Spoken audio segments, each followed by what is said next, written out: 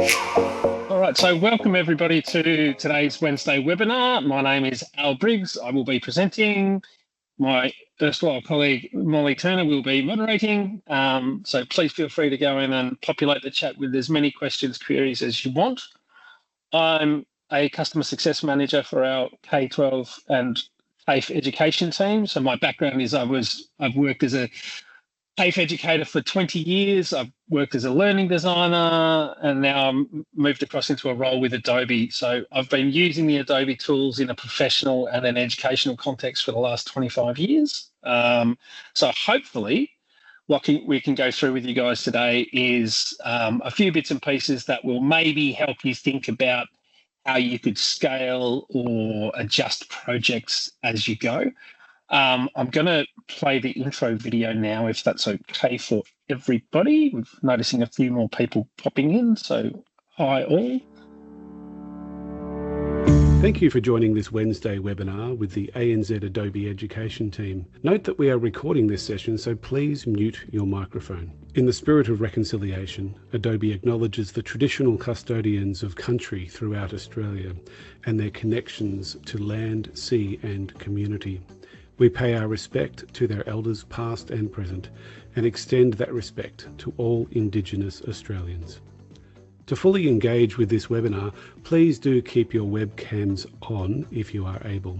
If you would like to workshop along with the presenter, we encourage you to use two screens or two devices, one to view the presentation and the other to access the software. This avoids constantly flicking between windows.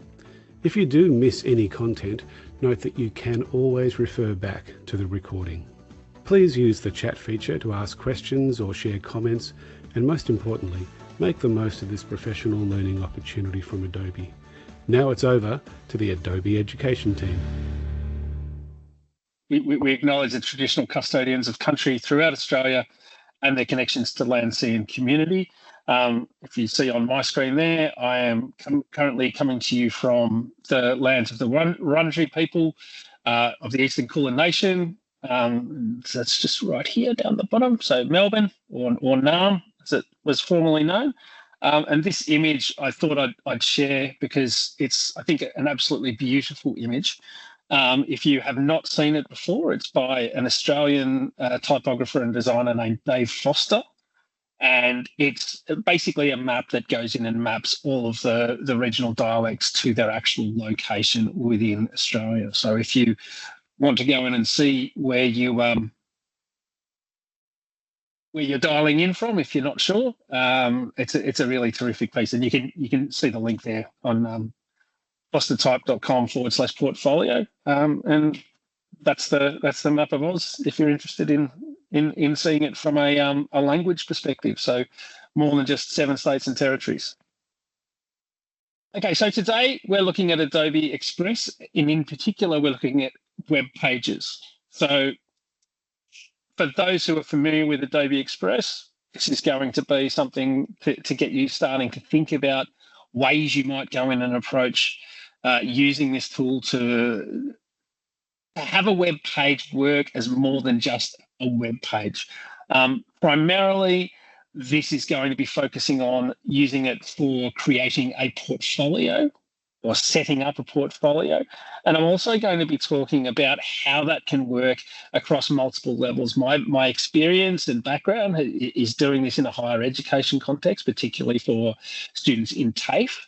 But I think it's just as applicable and suitable for students in that K-12 space, probably more in the 7 to 12. But again, you know, this is a really fantastic tool that is open and available to all to use. And so I would highly recommend that you have a go with it. So Express Web Pages, it's not a website in the sense of you have multiple pages where you've got an about page and a home page and a contact page and those sorts of things. It is a single page website that is infinitely scrollable, well, nearly infinitely scrollable. It's fully customizable, so you can go in and create branded content. So if you want to go in and brand it up, if you want to Adobify it, or if you want to, whatever your institution of learning or professional practice is, you can go in and you can adjust things like introduce typefaces, corporate colors, all of those sorts of branded components. Publishing and sharing is very easy, so it's easy to go in and share. Some jurisdictions may have the publish feature turned off, in which case there are ways that you can go in and look at downloading the file as a PDF. It's accessible, so you can create on both mobile or iPad, tablet device, or browser, as you are aware. And safe, because the generative AI content is trained on Adobe stock. So for those, again, who are not necessarily familiar with the way that generative AI works within Adobe products, Adobe's engine is called Adobe Firefly, and Firefly is trained on Adobe stock and Creative Commons assets. So it means if you wanted to go in and create an image of somebody sitting on a beach drinking a can of Coke, you're not going to get that as a result. You might get somebody drinking a beverage out of a can, but it won't have the Coke labeling on it because we don't have the rights to any images that include Coca-Cola. And that's actually a really important thing for education, regardless of the level that you're at, to know that you can use the content that you're producing because it's not going to be infringing on anyone's copyright. Because it's based on Adobe stock, you already have access to Adobe stock, and that means that you're not at risk of breaking or being in breach of any sort of copyright. So really, really useful and incredibly important for all education. So the key skills we're going to be sort of focusing on today, and you can see how this is applicable across all levels of study, focusing on digital literacy and fluency. Fluency, obviously, I mean, to me, when I talk about digital literacy and digital fluency, fluency is that ability to go in and use a new tool in a new way, or an old tool even in a new way. And that idea of not being afraid, so building up that confidence to be able to use any tool to attack any problem. That's really the ultimate aim. Focusing always, as we love to, on communication skills, creativity and design thinking. I'm not going to go through the reasons for us having to go in and consider that, but all of the studies and all of the data goes in and shows that creativity is one of the most in-demand skills from industry. The World Economic Forum Future of Jobs report, every time that's published, creativity is always in the top 2 or 3. It's right at the top of Bloom's taxonomy. So we know that creativity is the ultimate goal. So tools that we can go in and use to make that work easier, better, more effectively is always going to help us. Collaboration, critical thinking, and technical skills. So we're going to go in and create, and what I'd like to do today, rather than going in and giving you a big long presentation to go in and follow, I'd like you to follow through with me. And as I said, as I go through this, I'll actually be going in and talking a little bit about how I've used this in practice.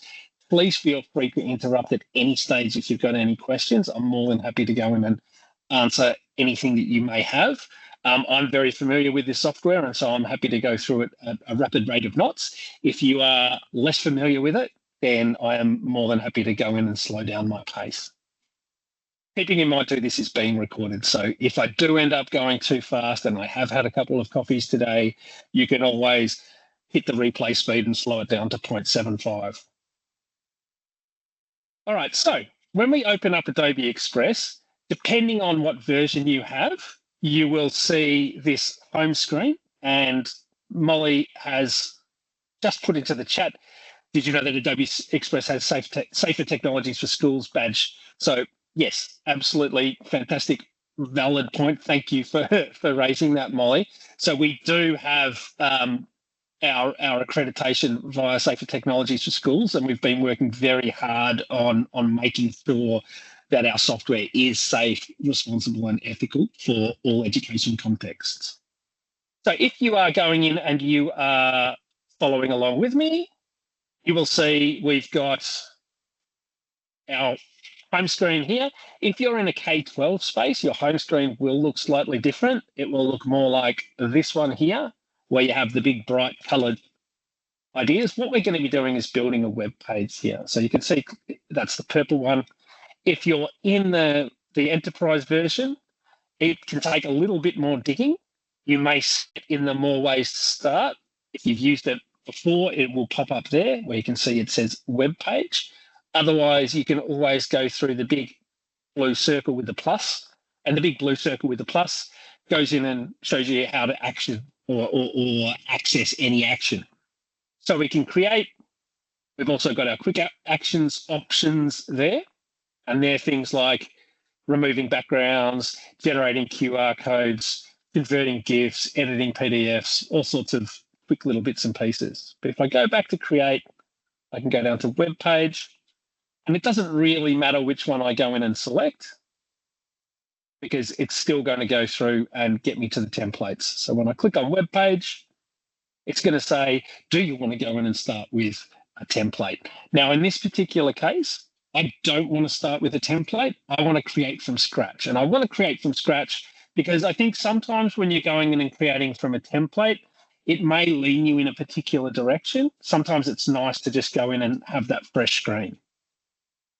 As an educator, I am very aware of the fear of the white screen. So, you know, the blank piece of paper anxiety where you ask students to go in and create and they sit there for a while going, I don't know what I'm going to do. It's a blank screen. What can I do? What can I do? This will go in and ameliorate that somewhat. However, there are a lot of safeguards put in there, so you won't have students agonising over typeface choice for 45 minutes. They won't be agonising over background colours and things like that. You can plug and play and really get going straight away, which is incredibly useful. So for those who just joined late or just recently, we're in Adobe Express. If you're in the education version, you simply need to go through on the home page to that build a web page.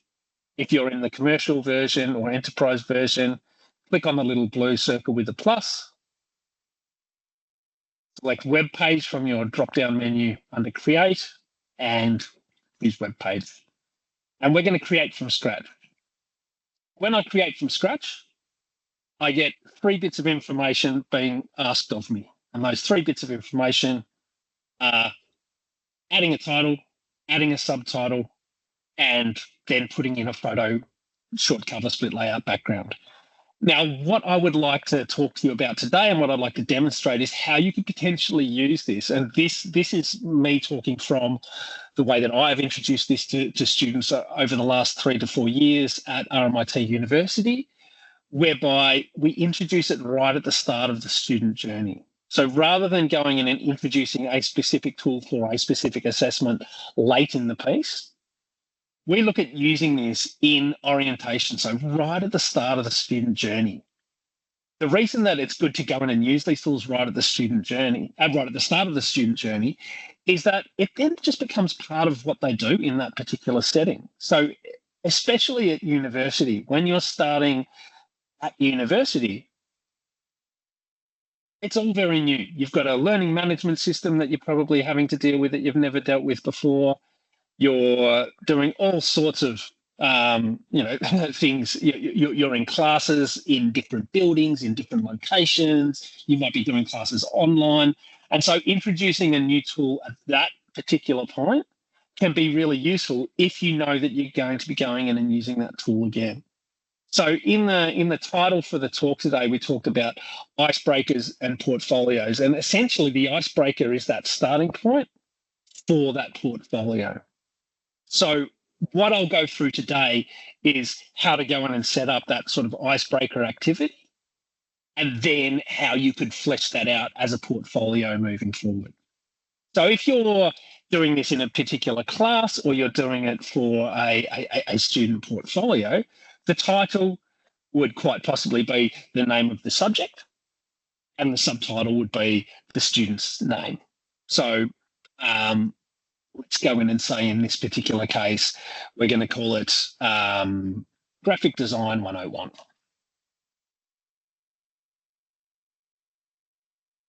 And then for the subtitle, I'll go in and put my name. And then you'll see on the screen, we've got a little circle with a plus. And wherever you see a circle with a plus inside of Express, that's where you can go in and add stuff. So I go in and click on that and it says, well, what do you want to add? Do you want to add a photo? Do you want to make this whole thing a short cover? Or do you want to make it a split layout? Split layout is half image, half text. Photo obviously is a photo. Short cover is going to go in and have it like a banner heading like you would have on, say, a newsletter. So I'm going to go in and select a photo. And because I've said graphic design, I'm going to move over to my contextual menu over here on the left, and I'm going to type in graphic design. And this is going to search through Adobe stock to find me graphic design. 350 million assets inside of Adobe stock. So there we go. We've got 7,128,000 results for graphic design. A lot of pretty white desks with color swatches and, yep, people with tattooed forearms. Yep, that seems to be a fairly common thing across all of these. I'm just going to go in and choose this nice wide one that sort of sits there. And when I've got those 3 bits of information in there, I've essentially started my web page. Now, I could publish it at this stage if I wanted to. I'm not going to because it's not a particularly good web page, but it is a web page. And you'll see up the top now, in the top right-hand corner, I've got this blue share button. If I click on share, I can either invite collaborators. And so this is where, if you are doing this in a classroom setting, you might want to have students invite you in to go in and give them feedback on the work, or you can go in and publish it out to the web. We won't publish it right now, but I will go through that process later. Once I've got those 3 bits of information, I get the best prompt I can possibly get, which is at the very bottom of the screen, and it's literally my favorite thing in Adobe Express. It says scroll to start writing your story. And that's what this is. This is a storytelling device. So if we're using this as an icebreaker, there are multiple ways to go in and break the ice for students. Going in and introducing them to this, we have found, has been very effective, simply because they're learning a new skill as they're going in and doing that activity. So it's taking a little bit of the fear away from that icebreaker. So if I scroll to start writing my story, you can see as I scroll down, I get this little circle with a plus popping up. And if I keep scrolling, it will show me the options that I've got available to me. Now, just before I do that, I want to give you a tip, because if you're designing this on a mobile phone, you will have a slightly different experience. On a mobile phone, when you have that navigation that pops up on the left when you're going in and editing elements, stuff that pops up there, that will pop up at the bottom of the screen. But you can also think about the fact that this reconfigures itself depending on the device and the size of the screen that you're looking at it. So on a desktop, we're working in landscape format, so it's wider than it is tall.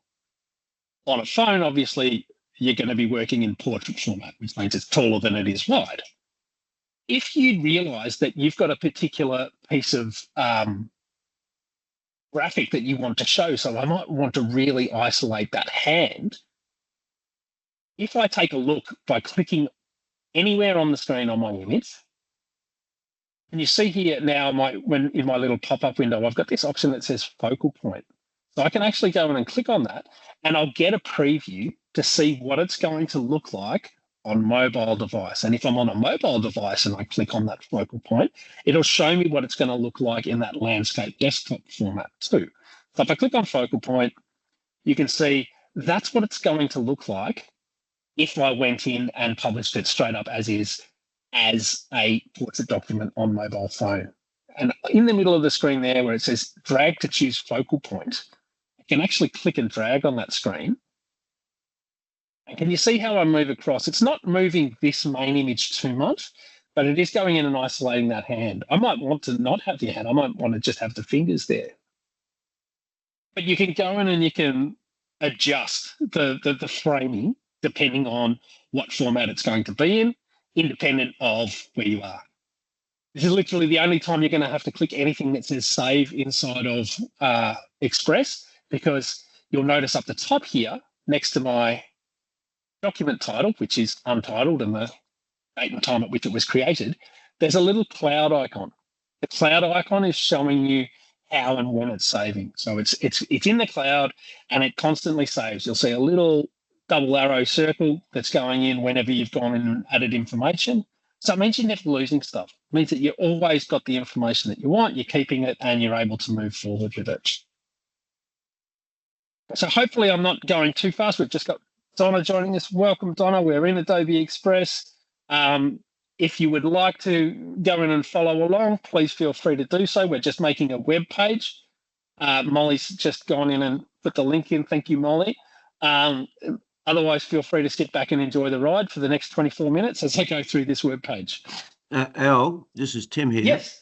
Yes, Tim. Just with the theme of the web page, it's not a bad idea to look at the themes. You may not want to use the theme. You may want to totally customize it, entirely. Yeah, but look, I often absolutely. use the theme. I think it's a really good call out, Tim. I generally tend to go in and focus on the theme sort of towards the end, simply because when I'm creating this, I like to have as blank a canvas as possible, and I think the crisp one works quite well. But absolutely, we will get to talking about themes. So yes, thank you for the reminder. So as I scroll to start writing my story, remember we were talking about using this as a potential icebreaker, or an icebreaker that can become a portfolio. So what we want to do is we want to introduce a section that is giving a little bit of information about the person. So what I've done in the past, what we did really successfully at RMIT, was get students to go in and sort of do that. Why are you here? What do you want to get out of this course for a student in K-12 space, particularly in the 7 to 12 space? It may be something along the lines of, what are you hoping to learn in this particular unit? Or, if it's one that has a potential sort of career focus, what are you hoping to move into when you go into industry, or when you go into what do you want to study when you get to university? So we're going to go in and create just a single layout inside of here. I'm going to click on that plus, and you'll see I can select photo, text, button. I can make a GIF. I can embed a video from YouTube, from Vimeo, or anything that I've created inside of Express. I can make a photo grid. I can make a glide show. I can make a split layout, or I can access any other file that I've already created inside of Express. And so the great advantage to going in and doing that is that I've got access to it all within the one space.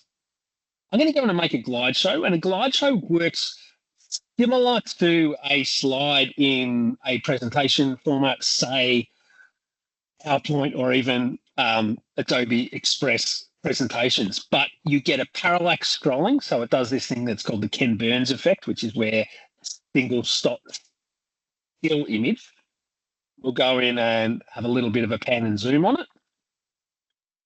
I click on glide show. Because when I went in and set my background image, I had graphic design, it's still popping up with that contextual menu. And you can see on screen, it says, add a few background photos to your glide show. So every image that you include is going to have its own presence on screen with a text box that is attached to that. So if you put in 2 images in your glide show, you will have 2 text boxes that you can go in and work with. If you put in 7, you'll have 7, which is sort of the equivalent of a slide in a PowerPoint slide deck. I find that it's a really useful way to go in and break up my information, because it's easy to go in and change the order of those bits of information. It's easy to go in and shuffle sections around. If you're going in and using a split layout, for example, it's a little bit more difficult if you're going in and putting a lot of content in, or having to move and transfer a lot of content. So I really like working with glide shows. In this particular case, I'm just going to select a single image. I'm going to select one that's quite dark, just because I want to go in and make sure that my text is really going to go in and stand out on top of that. So when I have that image selected, I can click on save, and that will take me back into my edit window. And you'll see now I've got this semi-transparent text box that's sitting over on the left. The little spinny wheel is letting me know that I'm going in and embedding that image into the website. And as soon as it goes in, I will get a nice high-res view of that image, and you can see that's popping in there now. And as I scroll through, can you see how as I'm scrolling there, text and the image are scrolling at a slightly different rate? Yeah, that's the parallax scrolling. That gives that impression of depth. And when I scroll onto this image at the bottom, Once it becomes full screen, it actually zooms in a little bit, and then that text box appears. I can change the location of the text box. At the moment, it's sitting over on the left. If I want to go in and center it, I can drag it to the center. Same thing to the right. I'm leaving it over to the left for now, just because that works. But if you've got image elements that you really want to be going in and showcasing, so it might be a person or it might be a picture sitting on the side, you could go in and showcase that really easily. I'm going to click into this little circle with a plus, and you can see here I can add different bits of information there. So I can add photo, I can add text, I can add a button, GIF, video, all my stuff. Because this is going to work as an icebreaker, this is going to be a little bit of an introduction to me, I'm going to go in and include a photo of myself.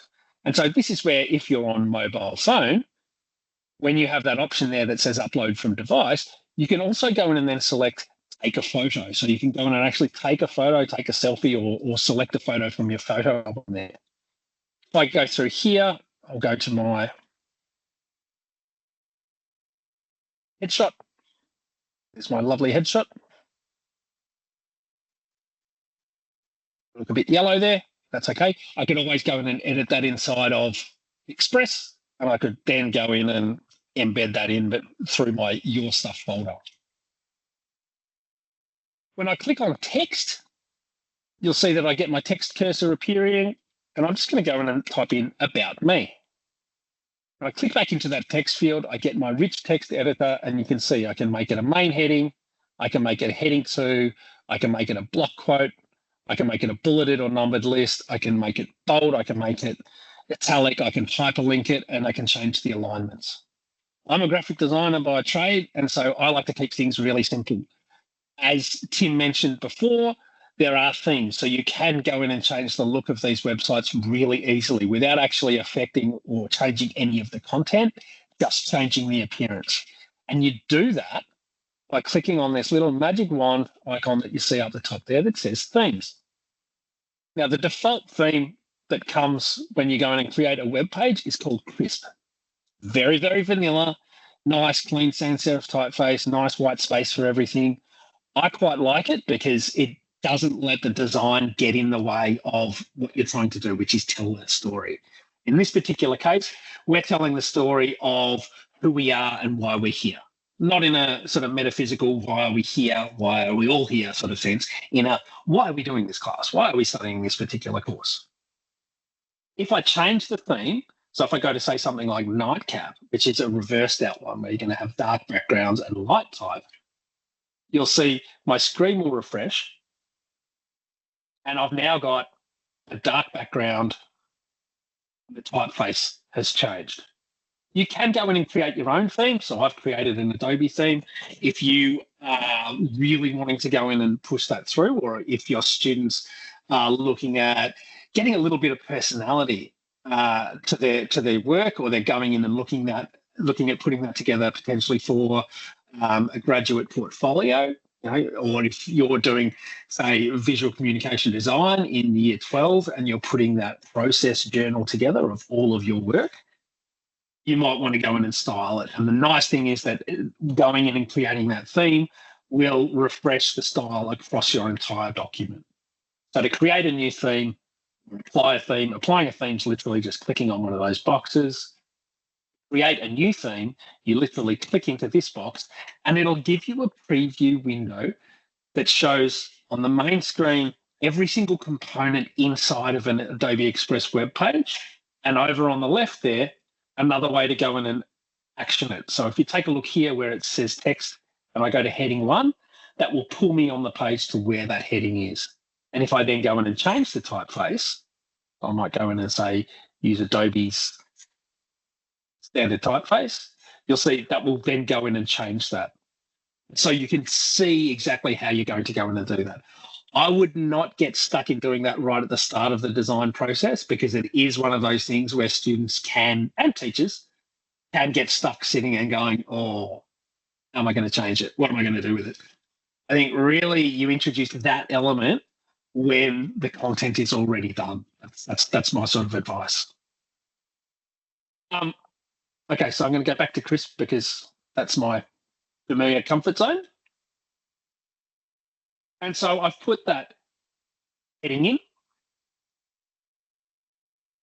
might want to make it a main heading.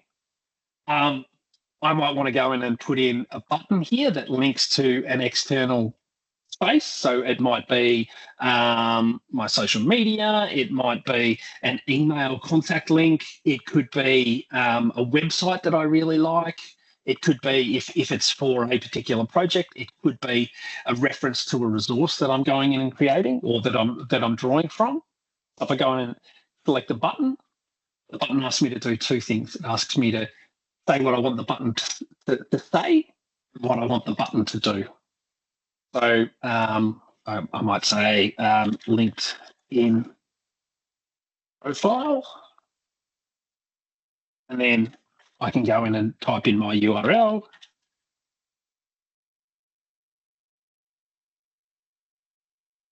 You know, your LinkedIn URL. And that's then created it as a button. Now, I can't actually go in and access that button when I'm in my edit view. I do need to go through my preview, which is up here. You can see that little eye icon, or even the play, which is the present button. And the reason that I was talking about portfolios in here, the presentation is another really fantastic part to that, because if you're going in and you're presenting your portfolio, you could do it directly through your web page. So if you're in your edit window, you can click on present. It'll take your design full screen, and then you can see you've got your navigation arrows at the bottom right-hand corner going up and down. You can use left or right arrow keys if you've got a fancy presenter USB stick or something like that has forward and back buttons. You can go in and use them as well. And you'll see it'll go in and scroll through.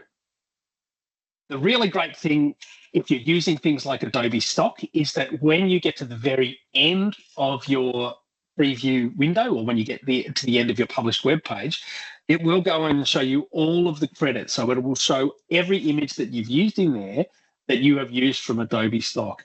If you've used non-Adobe Stock references, you can go in and include that, because that's an editable text field, and I'll show you how to do that when we get to the publish point. So I'm just going to click on the X to get out of that, to go back into my edit window. And this is where I would then go in and write a little bit about myself. So, hi, my name is Al Briggs. My pronouns are he, him. I have been an educator for 22 years. I've always had a great love of digital tools. I am obsessed with letterpress type. I, have 2 cats and 2 kids. 2 cats. I don't have 2. I've got 2 dogs. I don't know why I said 2 cats, but I've got 2 dogs and I've got 2 children. A wonderful wife. I have recently moved house. My study has no air conditioning, so I am gradually getting warmer and warmer as the day goes on. Something along those lines. You don't need to go in and give away sort of too much information. I'm not going to give away my PIN codes or my home address or anything like that. But if you're using this as an icebreaker, it might be, like I said before, why are you doing this course? So what are you wanting to get out of it? I am doing Graphic Design 101 because I'm really interested in moving into cinematography. And I would love to have some skills so that I could go in and do some really good titling or some really good design effects inside of mine. That sort of a thing. You might have some prompts. You might go and have some questions that you want to go in and ask. And so we can go in and set that in there. What we've done in the past is go in and create this as a template so that other students can then go in and use it. And you can do that in multiple ways. You can just have text fields that say things like insert your text here, and you can go in and put in placeholder images and things like that. You can go in and change the formatting of the text if it's there as a prompt. So you might want to go in and make it a block quote, or you might want to make it a main heading, or just italicize it. So if I go in and just select that text, make it italic, that would potentially be something that could be then used as a prompt by the student to go in and create their own. Go through the process on how to do that.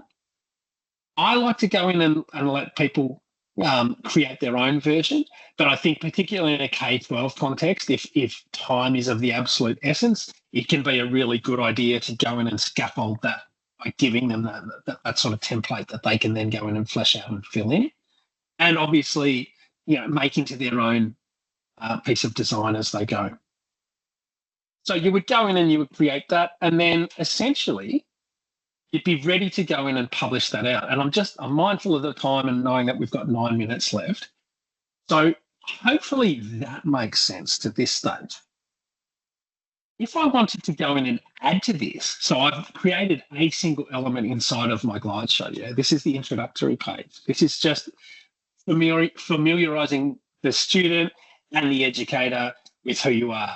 So in education context, what we've done in the past is we've actually had students go in and publish these links into a discussion board on the LMS, and then they're able to go in and look at each other's profiles and get a little bit of information. So, here's another person who likes dogs, or here's another person who supports the Carlton Football Club, or here's another person who, you can find out a little bit of information about the people that you're going to be working with really closely over the next sort of particular period of time. Now, whether you would end up keeping this icebreaker component when you're actually going out into either further study or submitting, it's not really that important. And that's where going in and setting it up as a glide show is really easy, because it means that you can go in and delete that content if you don't need it anymore. So to go in and add to or delete from a glide show, I can click anywhere inside of that image. And can you see how now in my little navigation pop-up window, I've got edit photos. If I go to edit photos, that will take me back into my edit window for the glide show. And I can go in and add in additional images. And if I wanted to go in and delete this one, I can literally click on the little trash can icon. Can you see here, though, that when you're going in and doing that, there's a little grayed out window in the top left-hand corner that has got a few lines, and that's letting me know that I've got text on that slide. So if I try and delete it, it will pop up with a warning that will go in and say, hey, deleting this photo will delete the text associated with it. Do you want to go in and do that? So don't do that unless you absolutely know that you don't need that content anymore. But that's the way that you could then potentially go in and get rid of that content. And then the next slide might be ideation. So if you're doing this for a reflection project or something like that, it might be an image in there of your process work, or you might go in and capture a video that's going in and having you standing next to the work that you're going in and doing and talking to that. And then you can go in and use the text field inside of that glide show to go in and write that reflective content.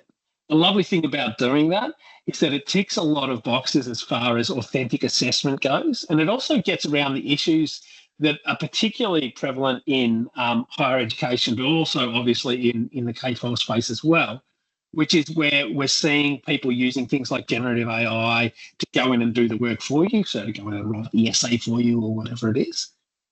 Thinking about, well, rather than writing an essay, how about create a presentation? Or I go in and I create a video, or I create a podcast where I use that reflective process to go in and demonstrate that deeper acquired knowledge rather than just writing an essay.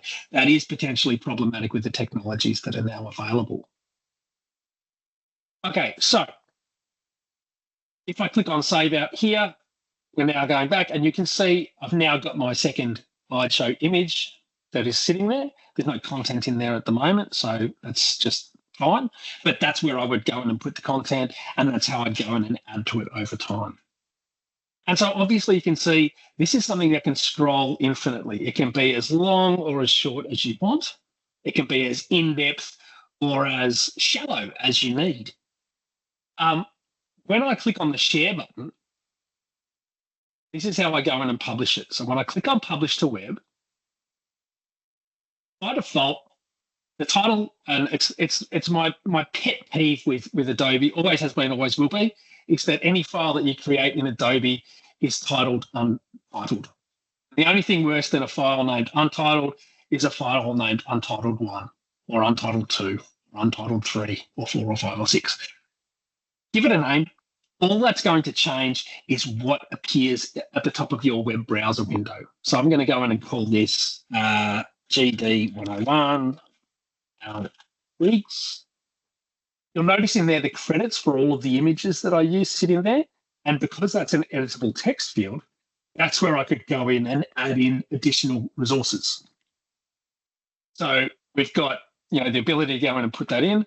Author, if it's a group project, or if you want to go in and change the name, you can go in and change that.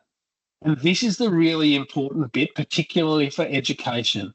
Allow others to remix. If I click on allow others to remix, what it means, and I'll go in and click on it so you can see what's going to happen there. It does give you a reminder and say people who remix your file may need to upgrade to view premium content that has been added to your site. You don't have to worry about that, because the content that you will be able to go in and use to create your web page will be the same as your students will have access to. I'm going to click on the create link. Going to spin and take a couple of seconds. Now we've got a question there, or a comment there from Lauren. I love that idea. We have a camp coming up. I can give them photos from camp and the students have to write a reflection on the photos. Perfect. It's such a great way to go in and get them to do that. And at the same time, it's also something that, and I know in the K-12 space, it's not really going to be that useful because mobile phones are not part of that education process.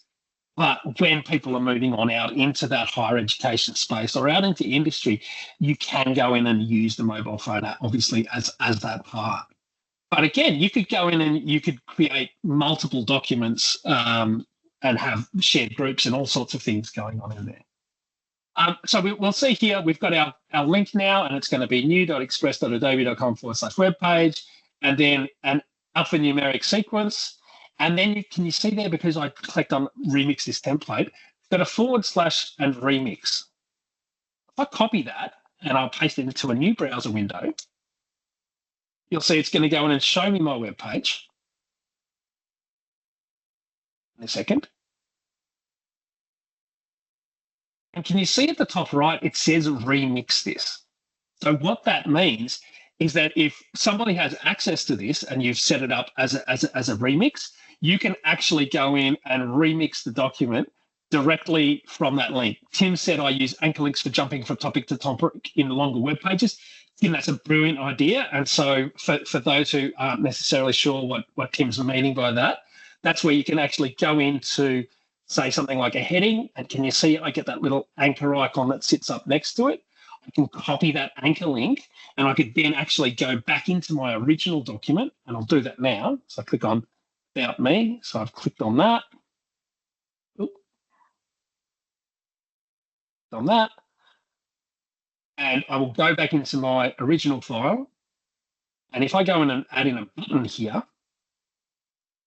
say About Me,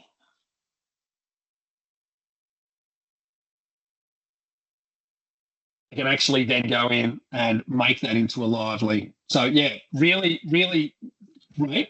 I know that this is on the scope at the moment in terms of development in Express, the idea of being able to have a contents page, because yes, it is incredibly important, particularly if you've got a really long, deep scrolling page. Going through that content can be a little bit frustrating over time. But you can see there, and so if I clicked on Remix, the great thing about that is it's going to literally open up a brand new version of that file inside of Express for me. And so that's where you can get your students to go in and click on the Remix, and that will be their version. It's not going to go in and adulterate your version of the template. They don't have to copy your version. Going through the Remix means that they can just start from scratch. And so, as I said, the idea here is that you can use this for all sorts of things. You can have them submitting it sequentially. So, when they've got ideation phase done, when they've got first experimentation phase done, when they've got first outcome done, if you're doing the double diamond approach in a design where you're going in and you're creating and then you're refining and then you're reflecting and then you're doing it again, you can do that very, very easily. I really think it's a valuable tool across the board, though, because that reflection process shows that deeper learning. It shows that real sort of deep cognition and the stuff that we're really hoping our students can go in and demonstrate in new ways. Plus, it's teaching them new skills. It's teaching them how to go in and create a web page, or it's teaching them how to go in and create a video, work collaboratively with others. So that's, look, I know we're at time, and I know that was a lot of information. Hopefully, you can see the value in why that may be useful. Our team is always happy to go in and reach out, or if you reach out, is happy to go in and talk any of this stuff through with you. I'm going to go in and show you one very quick resource. So if you want to grab your mobile phone out, this is a really great step-by-step video by Claudio Zavala Jr., who is one of our super duper education evangelist gurus in America. He is a wonderful human being. The video's a little long in the tooth now. It's over a year old, so there are some functionality features that won't be in the video. But if you need another follow-along guide, this is a brilliant resource. It goes for about 10, 12 minutes, and he covers off on everything that you need to do around going in and creating a web page in Adobe Express. So that's the end of the Wednesday webinar. Next week, we've got another one being presented by me. So I apologise in advance if two links in a row is too much. But it's going to be on project-based learning with Adobe Express. I'm now going to go in and just play the outro video, which has got the survey relating to today's presentation, which is a question that Tim has just asked. I will pause on it when the QR code comes up so that you've got time to go in and capture it. If you could please fill it in, it takes about 30 seconds and it's really important feedback because we're trying to deliver sessions that the audience wants. So if you can give us feedback, if there were things that you really enjoyed about the session, if there are things that you wish that we'd spent more time on, go through, please let us know. You can see on here right now, we've got the Adobe ANZedu.com, which is our ANZ Adobe for Education site. All sorts of resources in there, particularly for K-12, where we're starting to populate it more and more with higher ed resources. But please stay in touch. I will go in and play the outro video now.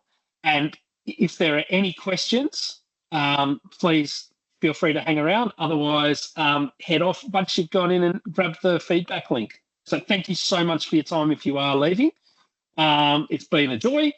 And hopefully I will catch you all around the traps next week for another wonderful Wednesday webinar. Thank you for being part of this Wednesday webinar from the ANZ Adobe Education team. We hope you found it helpful. While you complete the feedback form via this QR code or link. The QR code? I don't know where it is on my screen. Up, down, somewhere. That QR code. Down for me? Cool, awesome. Grab the QR code. And I'll get back to Tim for another few seconds. Note that Wednesday webinars are one of a number of free events and resources that we have for teachers as well as for students. More information is available on the ANZ Adobe for Education site, available via adobeanzedu.com. If you haven't yet joined the Adobe Creative Educator ACE community by completing ACE Level 1 or 2, you can find out more via adobe.ly/ace-APAC. Also, keep up to date with our monthly newsletter via adobeapacedu.com. Thanks again for being involved in this webinar. We look forward to seeing you at the next event. Keep being creative.